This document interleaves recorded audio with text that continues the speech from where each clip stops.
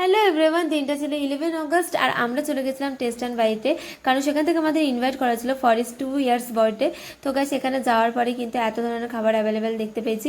আর এখানে আমাদের বলে দেওয়া হয়েছিল 250 টাকার কেনাকাটি করলেই কিন্তু থাকতে একটা দারুণ গিফট। তো সেই মতো কেনাকাটি করা শুরু করলাম। আর তোমরা যদি ডনগা স্কুলের সামনে থেকে আসো তাহলে কিন্তু বাদিকেই পড়বে এই দোকানটা। তো ফার্স্টে পিৎজা, পরপর এই করে কয়েকটা খাবার আমরা খেয়ে নিয়েছিলাম, আর যেমন চিকেন ফিঙ্গারও নিয়েছিলাম। তারপরে নিয়ে নিয়েছিলাম গাইস এই যে কেকটা, এই কেকটা কিন্তু আমরা নিয়ে নিই, অ্যাকচুয়ালি আমাদেরকে ওয়েলকাম করা হয়েছিল এই পেস্ট্রিটা দিয়ে। তারপরে চিকেন রোলও খেয়েছিলাম।